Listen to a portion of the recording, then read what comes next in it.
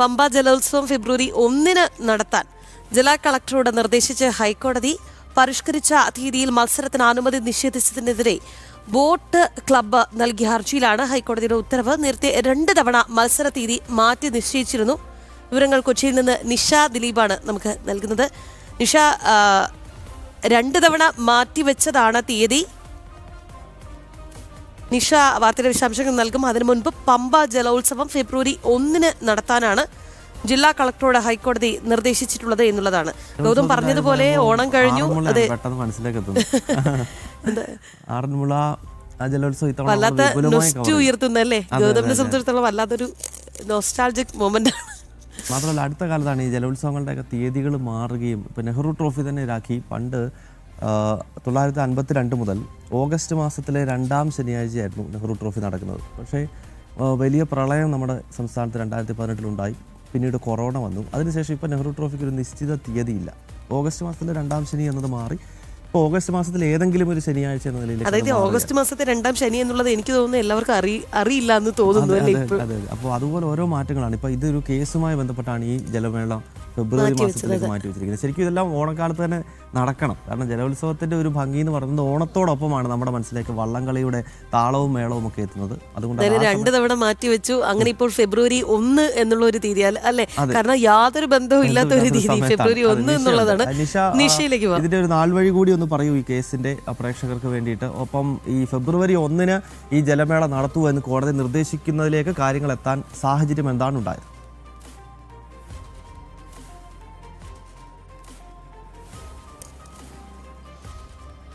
ഗൗതം, നമുക്കറിയാവുന്ന പോലെ തന്നെ സാധാരണ ഓണക്കാലത്ത് ഈ സെപ്റ്റംബർ മാസത്തിൽ തന്നെയാണ് ഈ പമ്പ ജലോത്സവം നടക്കുന്നത്. ഇത്തവണ പല കാരണങ്ങൾ കൊണ്ടത് മാറ്റിവെച്ചു. കാരണം ഈ ചാമ്പ്യൻസ് ബോട്ട് ലീഗുമായി ബന്ധപ്പെട്ട തീയതിയൊക്കെ വന്നതുകൊണ്ട് അത് ആദ്യത്തെ തവണ മാറ്റിവെച്ചു. പിന്നെ ഈ CBLുമായി കരാറുണ്ടായിരുന്നു, അതുകൊണ്ട് അങ്ങനെ മാറ്റിവെച്ചു. അങ്ങനെ 2 തവണ മാറ്റിവെച്ചു.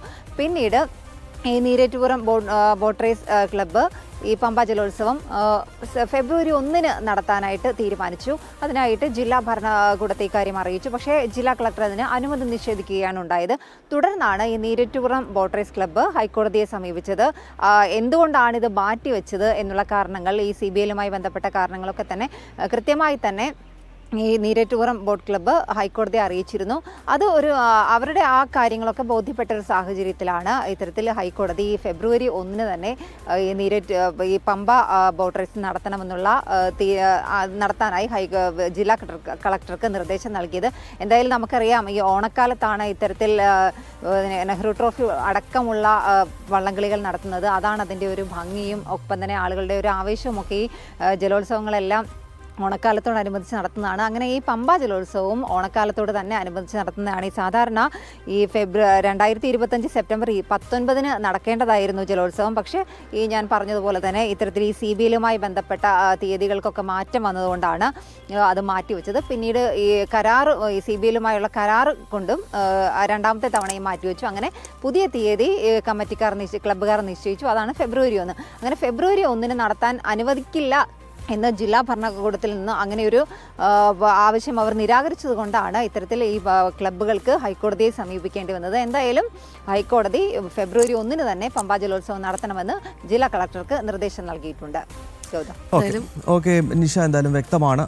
പക്ഷേ വള്ളംകളികളൊക്കെ ഓണക്കാലത്ത് തന്നെ നടക്കട്ടെ, അടുത്ത സീസണിലെങ്കിലും. ഈ ഇങ്ങനെയുള്ള ഈ ക്ലബ്ബുകളുടെ മത്സരങ്ങൾക്ക് അപ്പുറത്തേക്ക് ഈ അതിന്റെ ഒരു പഴമയും അല്ലേ, അതിന്റെ ഒരു സന്തോഷവും നേരത്തെ പറഞ്ഞതുപോലെ ഒരുപാട് പേർക്ക് നൊസ്റ്റാൾജിക് ആയിട്ടുള്ള മൊമെന്റ്സ് നൽകുന്നത് കൂടിയാണ് ഈ വള്ളംകളി. ചാമ്പ്യൻസ് ലീഗ് അങ്ങനെയൊക്കെയുള്ള രീതിയിലേക്ക് ഈ മത്സരത്തെ മാറ്റുന്നതിന്റെ ഒരു പ്രശ്നമാണ്. ഇപ്പൊ നെഹ്റു ട്രോഫി ആയിക്കോട്ടെ, അല്ലെങ്കിൽ മറ്റു വള്ളംകളികളായിക്കോട്ടെ, ആറുമുളയിലെ വള്ളംകളികളായിക്കോട്ടെ, ശൈലിയുണ്ട്. ആറുമുളയിലൊരു ആചാരാനുഷ്ഠാനമാണ്. നെഹ്റു ട്രോഫി ആണെങ്കിൽ പണ്ട് മുതൽ ക്ലബ്ബുകൾ തമ്മിലുള്ള മത്സരമാണ്. പക്ഷെ അതിനിടയിലേക്ക് ഈ മറ്റു ചില മത്സര ശൈലികളൊക്കെ കൊണ്ടുവന്ന് ഇതിന്റെ ഒരു പഴമയും ആചാരം അല്ലെ, അതിന്റെ ആ ഒരു വിശ്വാസമൊക്കെ നഷ്ടപ്പെടുത്തുന്ന രീതിയിലേക്ക്.